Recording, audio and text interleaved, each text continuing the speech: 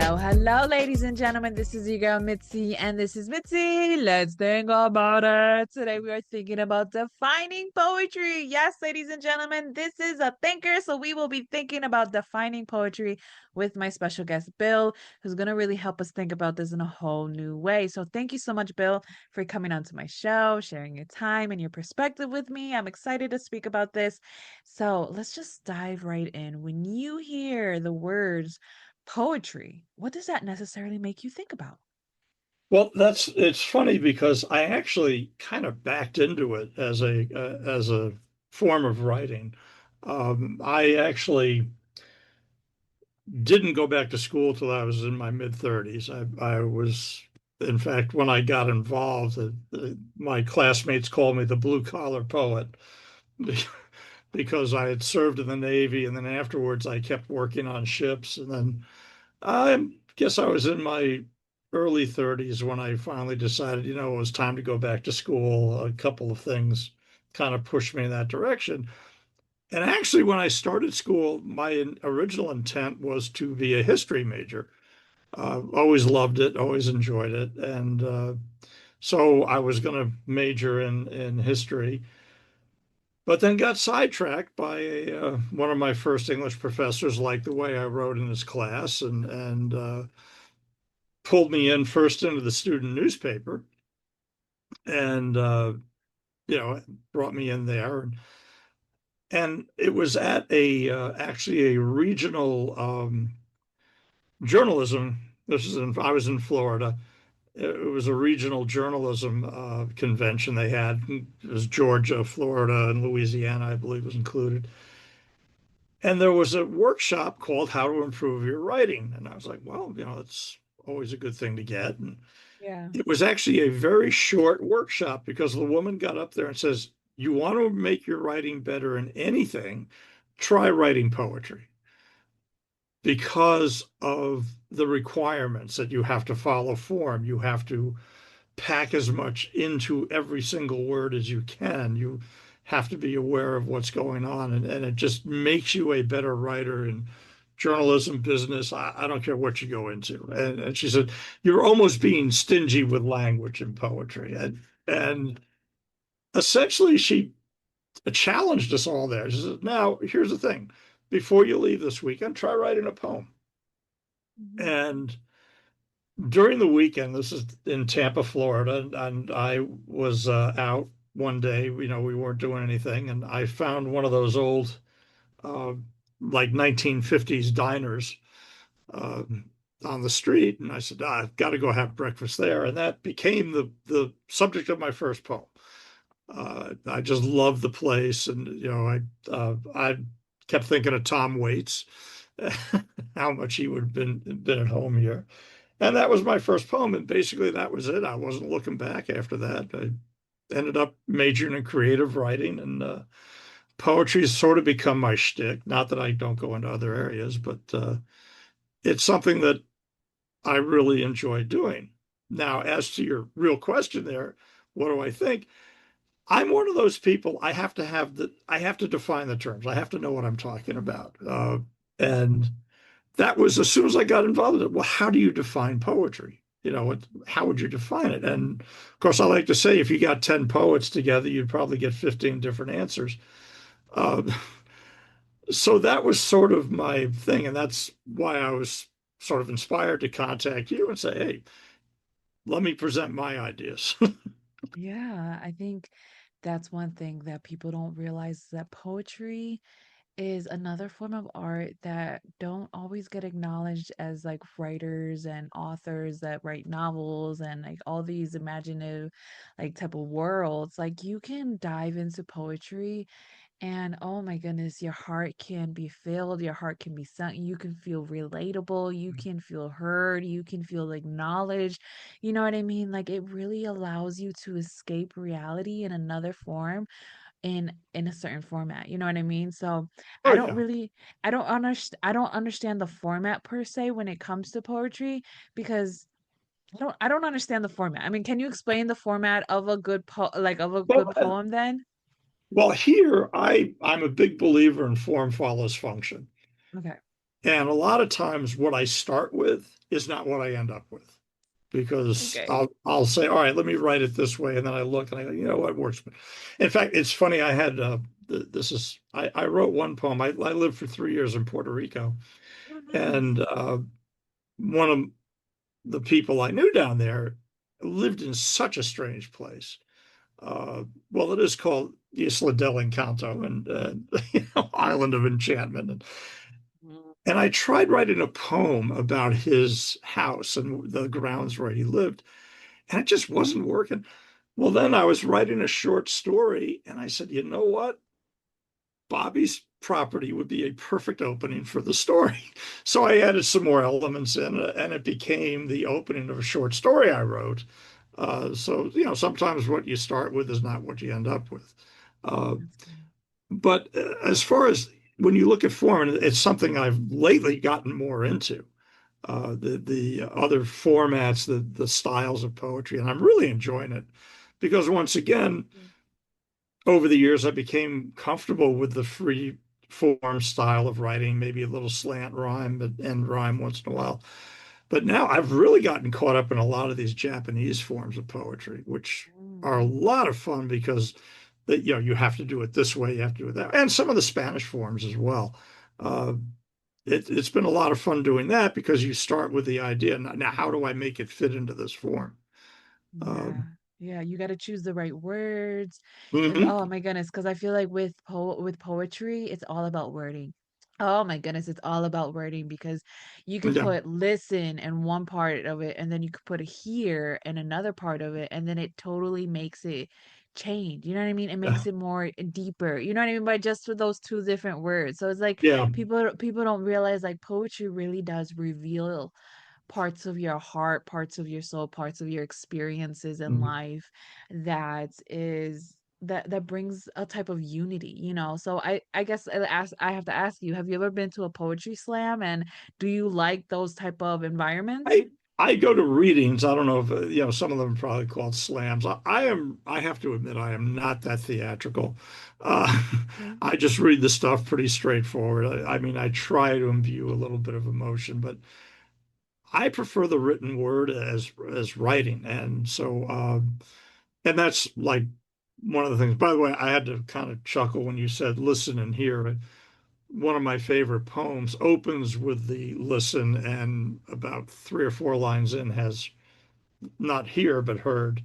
I wrote a Oh. poem about Miles Davis, and and the opening line is listen. Oh. But See? It works out. I mean, what is a poem that you don't mind sharing with us? well, geez, I can do any number. Actually, You let's could see. just pick one. You could just yeah, you could just Yeah, pick one. I know you have many books with poetries with your work in it. So it's like, out of all of them, what is one poem well, that let you don't me. mind sharing with us? I'll do a short one, and actually, I'll make it the one I mentioned is the first poem I actually ever wrote. Oh, thank you. And if I can find it, because I want to get it right. Here we are. And it's called In Pink Neon. Okay. Chrome and black tile at breakfast again. Coffee so strong it pulls your eyelids back going down. And while last evening's drunks with 5 a.m. shadows use it to try to face the new day, women, legs on spiked heels, lift leather skirts to reveal specialties of the house, initiating a physical negotiation, trading the tangible for currency. In closed cuffed hands, scaling triangle of whole wheat drips from sunny side up. A single waitress covers ground, butter warmed by sun shining through slatted glass, slowly rolls down a stack of brown pancakes. Silverware clatters, china against china, napkin falls, voices chatter, while outside in pink neon a sign glows. Best food in town. And it is. See, that's So, beautiful. I mean, that's just it's something so simple. in a scenery that people would just bypass, not even consider everything that you just described. Uh, And the fact that you were able to describe it and put it in there, we were able to actually see what you see, felt what you felt, understand the levels yeah, of where you're going. And I think that's the beauty of poetry. It allows us a glimpse into your mind. You know what I mean? I yeah, think that's and a that's positive. I think that's the positive end of poetry. But in your perspective, what are, or if there are any downfalls of poetry? well, there's also the horrors of poetry. You know, anybody who's ever read Baudelaire knows that, or even Edgar Allan Poe. Yeah. You know, people talking to birds and things of that nature.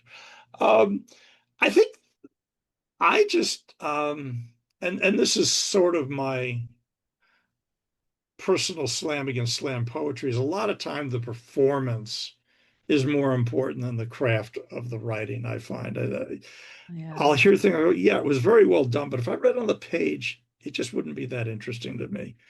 Uh, Yes, I agree. I've seen the movie 22 Jump Street, and I don't know if okay, you've seen the movie, and but there's a yeah, part where they do a poetry yeah, slam, and the guy has no idea what he's doing. So he goes up there and just says random words in like yeah. emphasis and big dramaticness, and like, die, we die for ICP, and then I'm like, oh Yeah. my goodness, like, I'll, so I'll, yeah, I, I'll give you one even better. Who is it? Moliere, the playwright, the French playwright who did, of course, what's his most famous one is the religious hypocrite, but he's a very great satirist. And he wrote a play about academics, which is funny because technically I guess I am one. But yeah, there's a scene in the play where these two, they're both frauds. Both these guys are frauds, but they're putting themselves up as these professors of philosophy and all that stuff. And they have a poetry challenge. And they're horrible. The things they're reading to each other or saying to each other. And the audience, not the audience in the audience, but the audience in the play is all sitting around just oohing and eyeing and oh my God, how deep and how wonderful. It's like, no, it's the worst stuff that you probably ever heard. yes. Oh my goodness, I agree. I think that's the one things that I don't like about poetry slams is that I don't see the authenticness Yeah. really there. You know what I mean? Because Well, and that's where when you get into sort of it's the effect more than, and this kind of circles back to, yeah, how do I define poetry? And it's funny because, like I say, when I started, I just searched all over. How do you define it? How do you define it? And I yeah, looked up, and I mean, some of them are really wonderful. For example, was it Adrian Rich said poetry is a concentration of the power of language. That's a pretty good one. yeah, It's concentration of power of language. Rita Dove, poetry is language at its most distilled and most powerful. Here again, a really good definition. And there was a bunch of others. When I first started teaching, I had to laugh because in this textbook, I had this textbook to define poetry as, quote, an arrangement of words into patterns predetermined by the poet, end quote. I said, yeah, well, so, okay, but so is graffiti. Doesn't mean it's poetry. An yeah, advertisement is a prearrangement, a predetermined pattern. yeah. Yeah, uh, so there were a lot of them that I like. But the funny thing is, and this is why I love sharing this topic, is the best definition I ever heard was actually on a train ride from Canada back to Florida. Well, I was getting on in Vermont, but it was coming out of Montreal. And I sat down and this is while I'm in school and I'm working on some of my own stuff. And this guy sitting next to me looks over and he goes, hey, are those your poems? I said, yeah. So well, I write poetry too. And we started talking back and forth. And all of a sudden, the guy behind us pops his head up and goes, you guys talking about poetry? And we're like, yeah. He said, well, So the three of us basically went to the bar car and sat around and talked and, exchanged pieces we had with each other. And then that's when I brought up, I said, look, one of the things, how would you define poetry? How would you set it up? And the Yeah. guy from Canada, and I wish I could remember his name, but this is 30, 40 years ago. Um, he said, poetry is the history of the human soul. And I Ooh. went, that is it. That is the That is it. That's a mic drop. That's like Yeah, mind that is the blown. best definition I ever heard. And I said, yeah, because when you think of it, first of all, poetry began as history. When the Greeks wrote the poems, they were the historical record. I mean, obviously based in legend and myth, but still there was a history in there. But also there's the idea of, and kind of dovetails off John Gardner, who was one of my favorite American novelists, said that there's no such thing as a new idea. The job of the writer is to convey what he called the old immutable truths into language for your contemporaries. And I think that's, the human soul. And here again, I got to kind of veer off. I'm a big believer in tabula rasa, that we are the sum total of our memories and experiences. Who I am now is based on all the stuff I've gone through up to this point. Uh, and so the poems will change, obviously, because I'm getting older and, I have different views and that kind of thing. But I always Yeah. thought, God, that is the best definition. It's the simplest. It's also the best. And it's the most expansive. You can take it and go, yeah. Because what is history? It's the written record of events. Yeah. And the human soul is, well, who am I? What am I? And that's where I get into, yeah, the really good, I mean, just locally, there's a woman here, Jackie Chow. I'll go ahead and mention her name. I think she's a wonderful poet. I love her stuff. Whenever she's at a reading, I try and be there. Whenever she's got something, I try and read it. Uh, and then there's other people that go, okay, these guys are big names. Jackie's not a big name, but there's other people that are bigger names. I go, yeah, well, okay, you perform well, but man, Jackie's getting to the heart of the matter to me Yeah. in her own experience, and Yeah. she reveals herself very much, and that's kind of what I hope I do in my work Yeah. as well. Oh yeah, I mean, just listening to your first, I mean, for your first poem that you've written, it really does reveal your history. You know what I mean? It reveals a time in your soul where you experience that matter in hand, and we were able to be part of that. You know what I mean? So every Yeah. time you write a poem, it truly is bringing us into your space, bringing us into your mind, bringing us into your heart. And I think that's the beauty of poetry is that it allows you to think about life, about situations, about places, about matters, about everything, Mhm. and just a shift of a perspective, like something that you just wouldn't necessarily think about. And it allows you to have that possibility to think about it in a whole new way. You know what I mean? It's a whole new playing field for you to just open yourself up without any remorse or about anything, Yeah. and if people don't receive it, the best thing I always tell people, if people don't receive your art, they're not for you. Point blank period. They're not for you. Out of the billions and trillions of people out in this world, you're gonna get upset at one person? No. Keep it going. Now you know that person's not for you. Now keep it going and now you can find your people? Like I don't what how do you necessarily handle people who don't understand your poetry? I don't worry about it too much. When I was in school, I actually edited a local arts and entertainment magazine that we did, and I always loved. We did an interview with a local artist. She was a photographer, and one of the things she said really stuck with me. She says, "If you're going to be an artist, you've got to be sensitive enough to get tuned into what's going on around you and convert it into whatever medium you're working in. But you also got to be tough enough to take you know, the criticism. And if you can't handle both, then don't get involved." And so, yeah, I don't think my work is for everybody. Uh, I hope that even if a person maybe doesn't like what I've written, at least they get an understanding of what I am. Uh, Yeah. and that kind of gets back to which was funny because, the blue collar poet, I've always worn that with pride. I said, yeah, I think a lot of my stuff is rooted in 20 something years of working on ships and driving cabs and whatever else, like bartending, all that stuff. But also now I find I'm getting much more reflective. It comes with age. Yeah. Well, you can't move as much, so you reflect more. Uh, but uh, but now I'm writing a lot about my youth, my childhood, growing up, some of the characters I ran into and knew. I mean, I did one of my was it my last book or next to last book called First Work about my first job. And my latest book, I have a one about here again a childhood memory, and people of my age would probably hear it and go, "Yeah, I was there."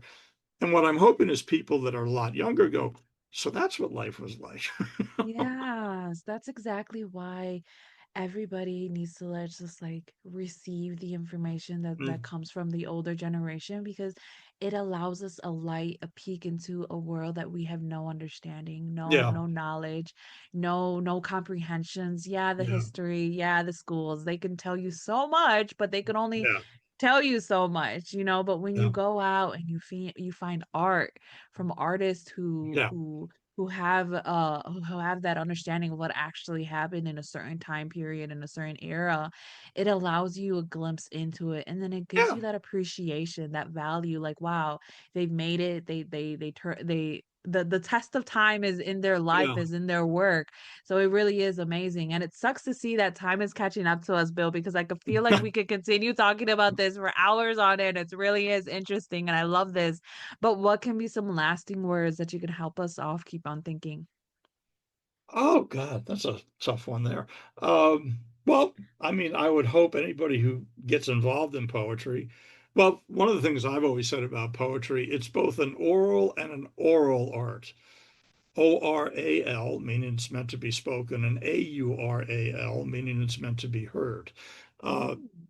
and I always tell my students, when you're reading a poem, read it out loud for God's sakes. Yeah. You can, and you got to read it a few times. I mean, why do you think poetry books are so thin? They're meant to be returned to again and again. It's different from a novel where you're creating a whole world and that kind of thing.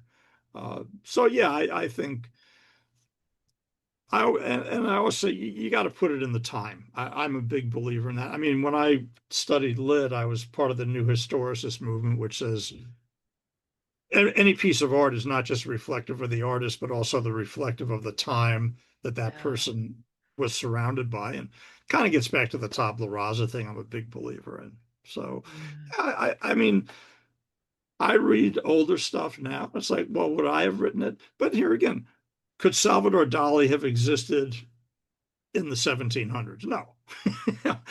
You had to have Freud and people like that writing before you could, move into visual art like he did. Oh, And absolutely. I always say poetry, writers tend to be about 50 years behind visual artists. Uh, if Oh, you look at the absolutely. history, you'll see the visual artists break the boundaries first, then come the musicians, then come the writers. Oh Uh, yeah. Oh yeah. I think all artists in that format, they're above their time. I mean, even yeah, Edgar Allan Poe, despite his personal life, he still wrote beautiful pieces, even despite how mhm, dark they were.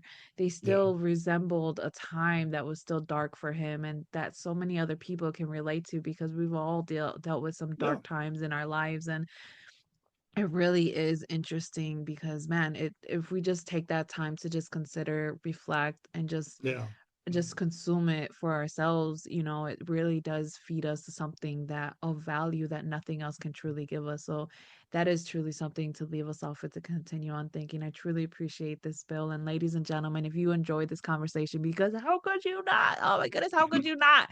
Please go check out Bill. I have his photo on my website, or if you're listening on audio on YouTube, you have access to his website, access to all of his great books with all of his poetry. Man, he has more than five, more than 10. He has plenty of these poetry books so that you can continue on thinking. Because isn't that the point, ladies and gentlemen?